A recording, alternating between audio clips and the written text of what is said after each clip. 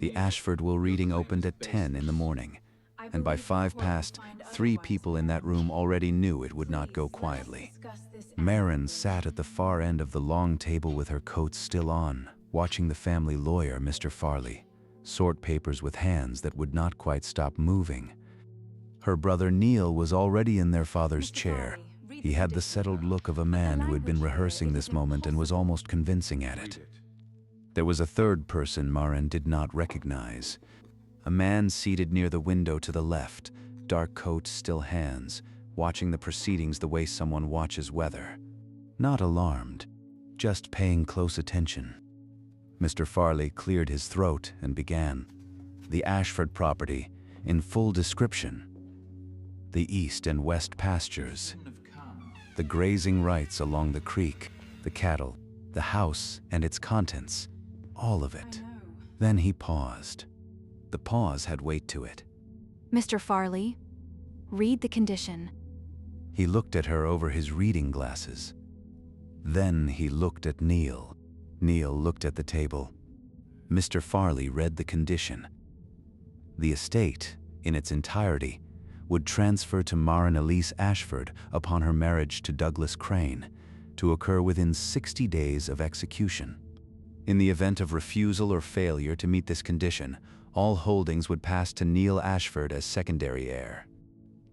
The room went quiet in the way rooms go quiet when something irreversible has just been said aloud.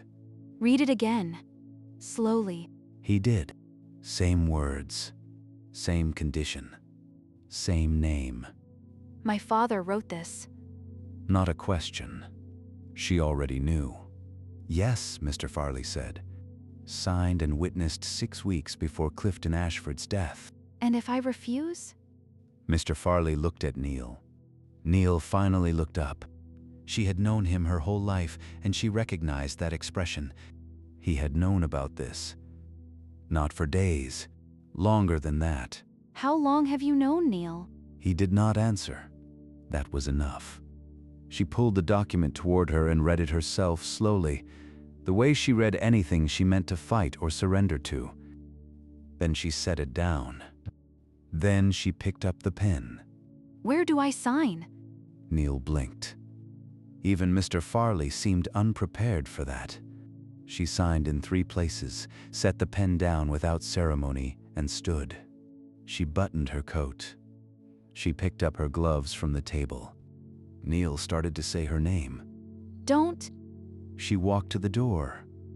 She was 1 step from it when the man by the window spoke. Miss Ashford, a moment, if you will. She stopped, did not turn right away. I don't know you. No. My name is Beckett Hale. Your father borrowed $18,000 from me 18 months ago. The note came due last spring. He passed before it was settled. I filed a lien against the property 3 weeks ago. She turned then, looked at him properly for the first time. 35, perhaps. A face that had made difficult decisions and had not softened for it. Then you are Neil's problem now. The estate is his. The lien travels with the land. Miss Ashford, your brother inherits the property and the debt attached to it. He already knows this. I met with him 3 days ago. She looked at Neil. Neil had returned to studying the table. And what did he say? That he would not pay. That I was welcome to take it to court. His exact words were somewhat less civil than that. A silence moved through the room. Then I expect you will force a sale. I cannot stop that. I have nothing. I know. I was in the room. He let that sit for a moment. There is another way. I hold the sale. You manage the Ashford land for 1 year. Revenue from operations goes toward the debt. At year's end, if it is settled, the lien is released and the land stays with the estate. Full operational authority is yours. You are offering me the chance to work off a debt that was never mine. On land that should have been mine this morning. I am offering you a way to stay on it. The November light through the window was flat and gray. Mr. Farley was studying his papers with great interest. Neil had not moved. The silence between Maren and Beckett Hale was not empty. It had edges. No. Thank you, Mr. Hale. She walked out. He left his card on the table before he followed. She did not see that. She was already through the door. But she felt his attention until the door closed behind her. She told herself that was nothing. She almost believed it. She spent 2 days looking for another way. She went to the bank on Prospect Street and sat across from Whitmore, who had shaken her father's hand every Sunday for 20 years. "Very sorry," he said. The lien was clean, the interest legal, and Neil would not cover it. There was no door she had not already walked through by the time she rose to leave. Whitmore did not say there was nothing she could do. He looked at her in a way that said it for him. The following morning, Douglas Crane came to the boarding house where she was staying. He brought flowers, yellow ones, which she had disliked since the age of 7 and which he had apparently never thought to ask about. He sat in the small parlor and spoke in a measured voice. The Crane condition had been their father's arrangement, he said. A business agreement between old men, but he himself had always admired her. Always respected her judgment, her knowledge of the land. Douglas, stop. He stopped. I did not refuse my father's condition because of the land. I refused it because I will not be arranged. Not by a will, not by old agreements, not by yellow flowers in November. You are a decent man. Go find someone who can choose you freely. Douglas Crane stood, took his flowers, and left. He looked more relieved than wounded, which told her something she stored away without comment. That afternoon, she went back to the county clerk's office, where the lien was a matter of public record. Beckett Hale's address in Carlisle was on the filing. Beckett was not surprised to see her. Mr. Hale. That bothered her more than it should have. He was at a desk when she arrived, and he set his work aside when she came in. She did not sit. I have conditions of my own. Tell me. Full operational authority. Every hire, every decision. You see the books at month's end. You may raise concerns. You will not override me. And if there's a genuine disagreement between us?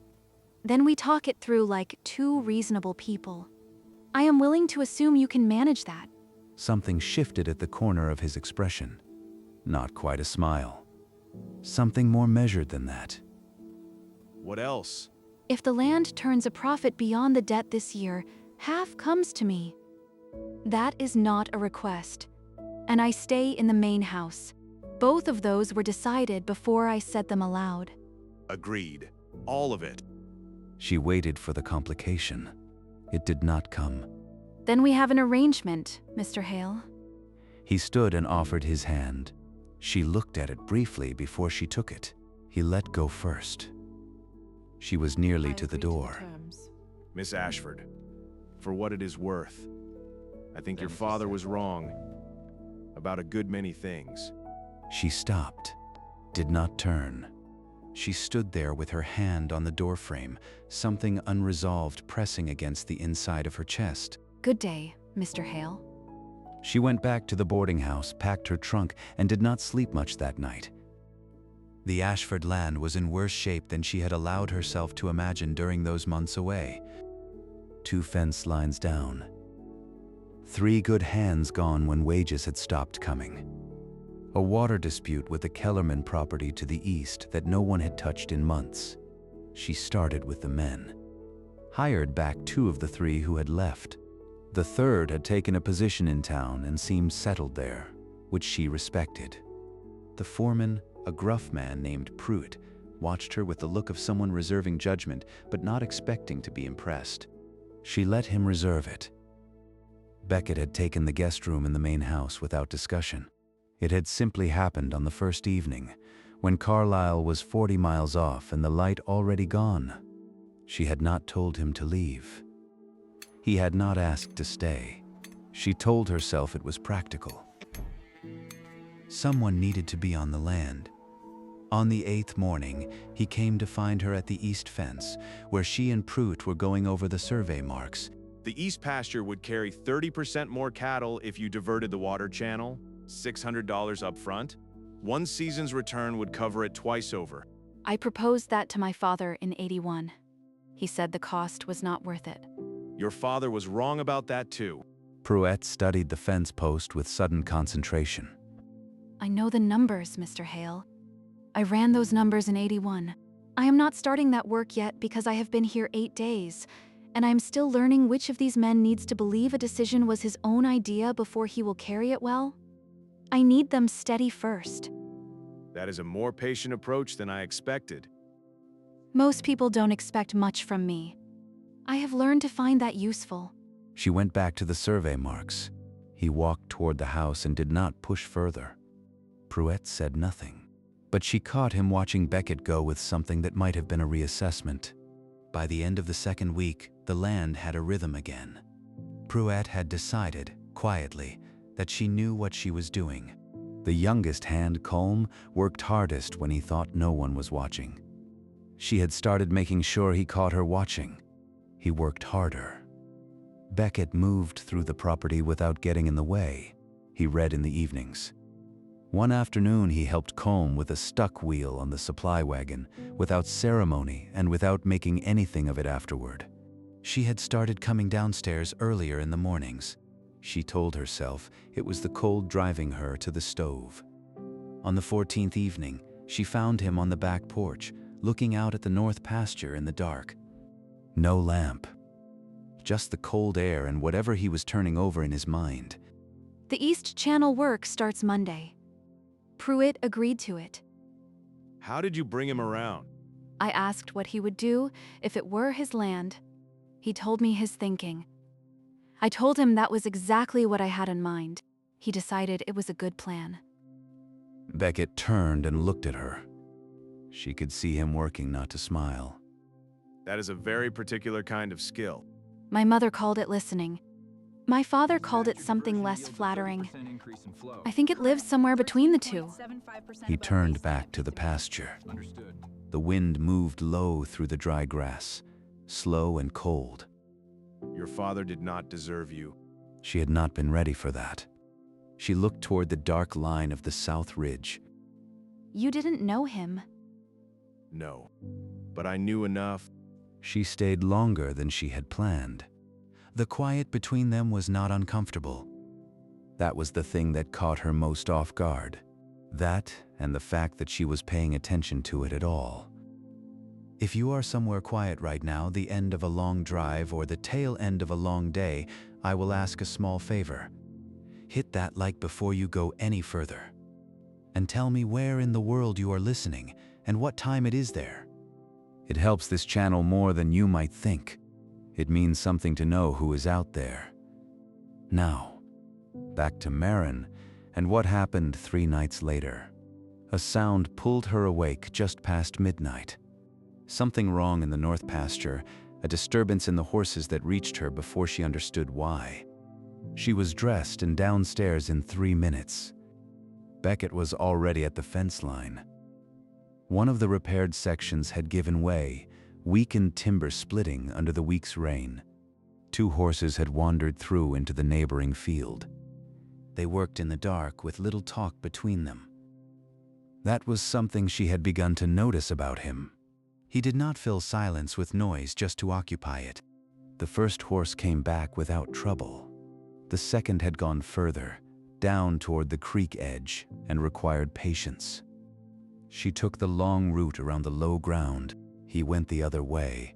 They met at the far end with the horse between them and the fence, a dark line in the distance.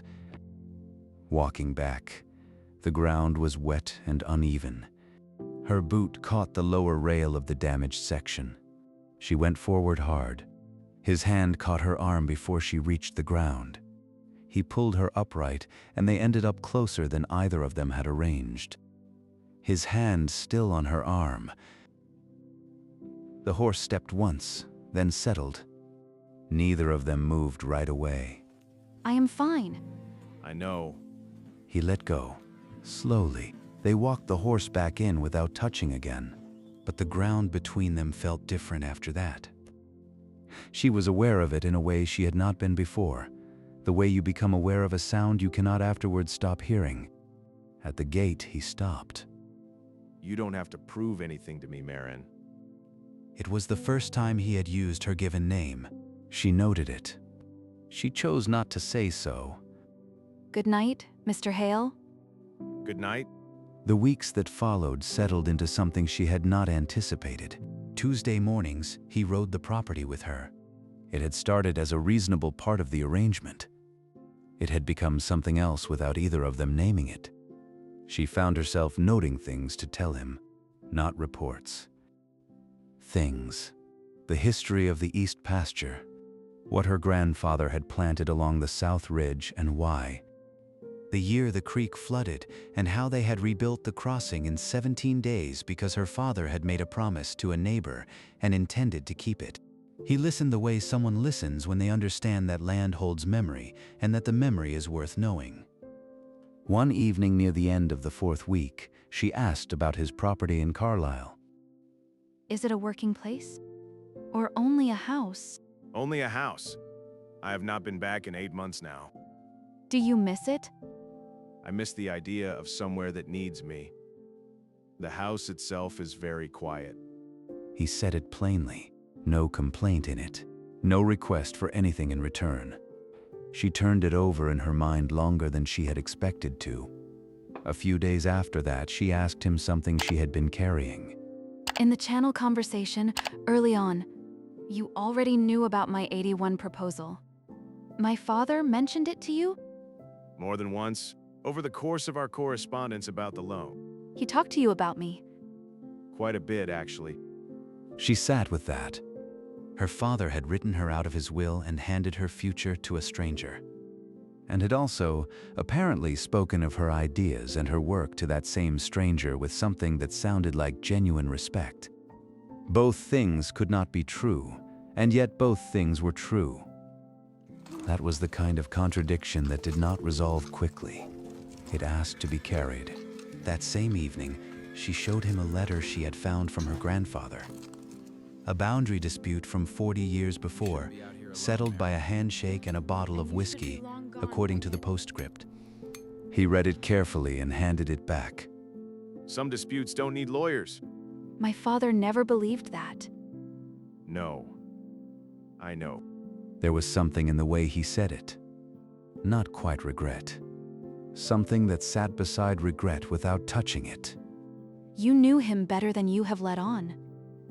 I knew enough to wish some things had gone differently. He offered nothing more. She let it go for the night, but she did not let it go entirely. She found the letters on a Tuesday morning in the 5th week.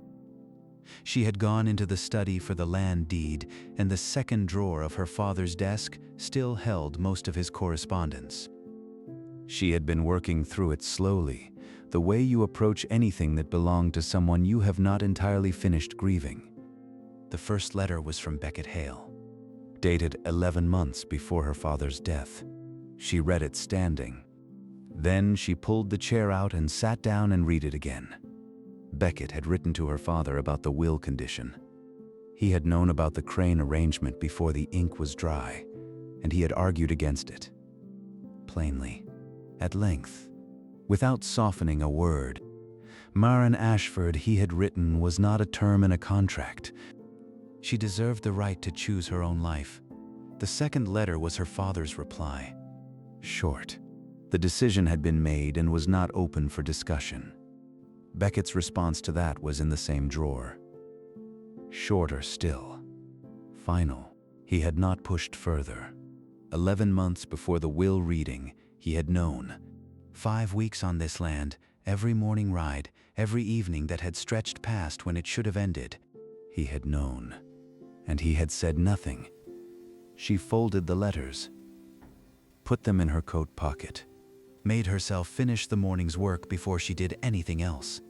When Beckett came for the Tuesday ride, she was already on the front porch waiting. I found letters in my father's desk. Both sides of a correspondence about the will condition. I know what you wrote. I know when. He went very still. Did you know about the crane condition before the reading in November? Maren? Yes or no? Yes. The word landed like something set down with great care in a room that could bear no more weight. You sat in that room and watched me sign away everything. Then you came to that door with your arrangement, knowing exactly how little I had left to refuse with. Every morning we rode that pasture. Every evening on that porch, you knew. And you said nothing. I wrote to your father to fight against it. You read that? I read that he refused you, and you let it go. And then you said nothing to me. Not in a week, not in 5. I was looking for the right moment. 5 weeks, Mr. Hale. There was a right moment every morning. He did not try to argue past it. His jaw was set and his gaze was level, and he did not reach for an excuse. I want you off this property by this evening. He looked at her for a long moment, then nodded once, went inside, and gathered his things. She stood on the porch until she heard his horse on the road. Then she went back to work. The next 3 days were the hardest she had spent on that land. Not because of the work. She could carry the work. The work had always been the part she knew how to do. It was the mornings. No sound from downstairs when she woke. No one at the far end of the table with the week's accounts open beside his coffee. No footstep on the back porch boards in the evenings that she had stopped noticing because it had become part of how the house sounded. Pruitt watched her the way a seasoned man watches a change in the sky. He did not ask. She did not explain. She told herself she had been right to send him away. She had. The omission was real and the anger had been fair. But on the 3rd night, she went through all 4 letters again. Not quickly. She read what Beckett had written to her father the way you read something you want to find fault with and keep failing to. She deserves to choose her own life. He had written that 11 months before she stood at that door with nothing left. She set the letters down, looked at the ceiling for a long while. Then she went to the desk, took out 1 sheet of paper, and wrote 1 sentence, folded it, set it on the corner of the desk where she would see it in the morning and could still decide against it. She did not decide against it. She found calm at first light and told him to ride to Carlisle. She was reviewing the month's accounts in the study when she heard hooves on the road. 2 horses. She went to the window. Beckett had not yet arrived. The men coming up the road were Douglas Crane and a stranger with a leather case. Crane dismounted with the manner of a man who considered himself welcome. She opened the door before he knocked. Douglas. The stranger with the leather case was a lawyer named Price. He produced a filing from the case and laid it on the table. The original loan agreement between Beckett Hale and her father, Price explained, contained a provision requiring co-signature from both heirs before any claim could be secured against the property. Neil, as co-heir at the time, had never signed. The lien was therefore voidable. Neil had authorized the challenge. If it succeeded, the arrangement with Beckett Hale would have no legal foundation. The land would rest with the estate, free and clear. He delivered all of this in the even tone of a man presenting good news. Crane said nothing. He did not need to. If the challenge held, Neil would have clean land to sell, and Crane had a buyer already in mind. She was looking at him. Thank you, Douglas. She closed the door. She stood in the entry hall, breathed once, slowly. She heard Crane's horse on the road 10 minutes later. She went back to the accounts. Her hands were steady. She noticed that and was glad. An hour after that, she heard another horse on the road. Beckett came up the porch steps and stopped when she opened the door. He looked like a man who had ridden hard and was not going to bring it up. Neither of them said anything for a moment. I need to tell you about something that happened this morning. All right. But that is not why I wrote. He waited. He had a quality of waiting that made room without applying pressure. She had tried more than once to stop noticing things like that about him. She had not had much success. I went through those letters again. All 4. More than once. I know what you wrote to my father, and I know what it cost to write that plainly to a man who had already made up his mind. She let that settle between them. I was right that you should have told me. You should have, but I sent you away without asking why you didn't.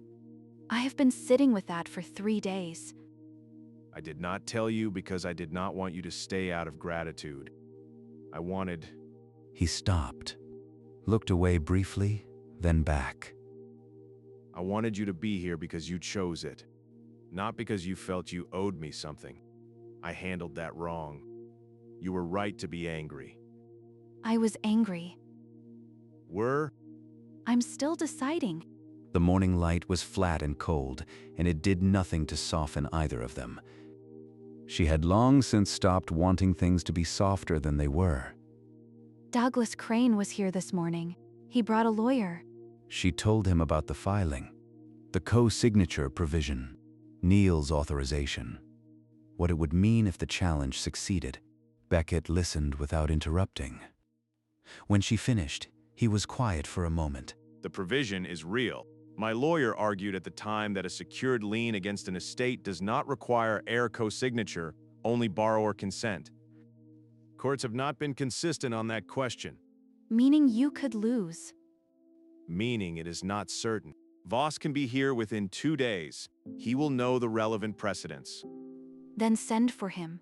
He looked at her steadily. You're sure? I am standing on this land, Mr. Hale. Yes, I am sure.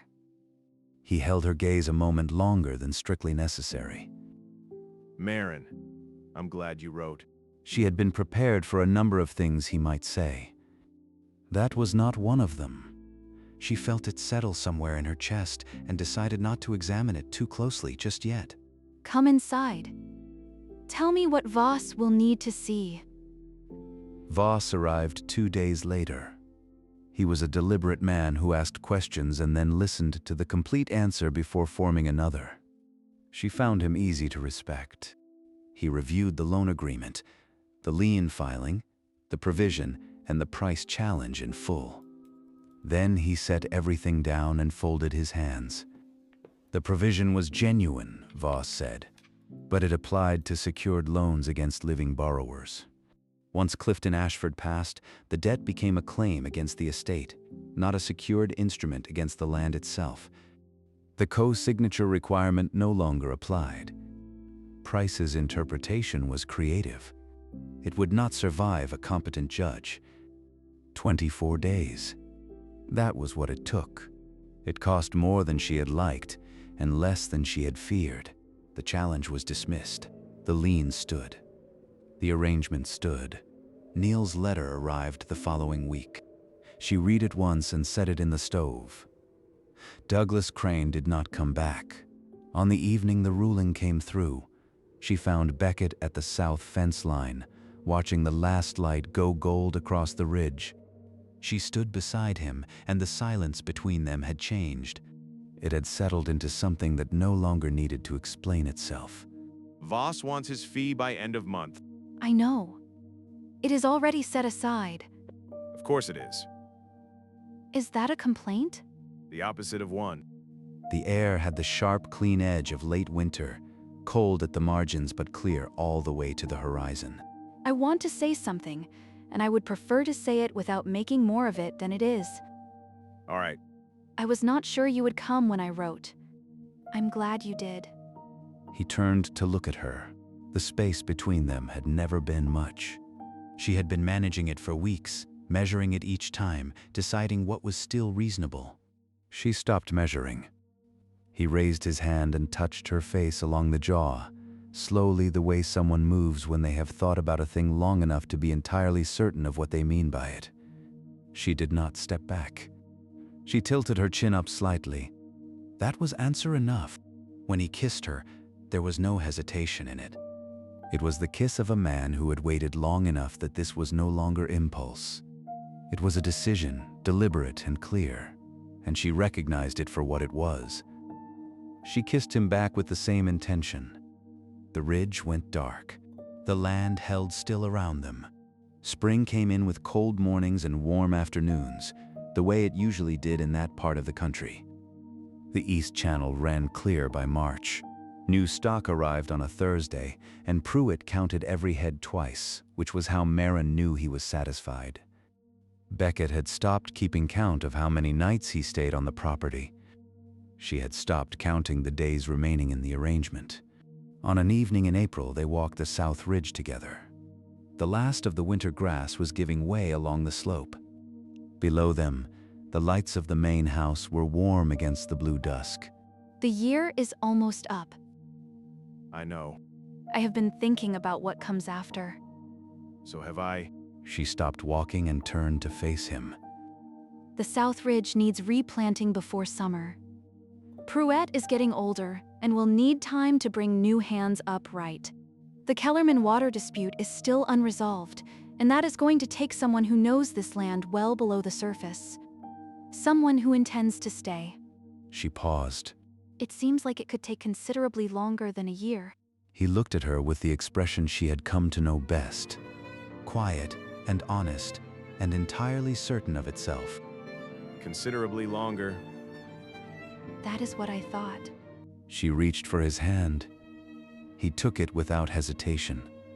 Below them, the land spread out in the last of the fading light. Hers. That was the word that fit now. Not the arrangement, not the debt, not the agreement.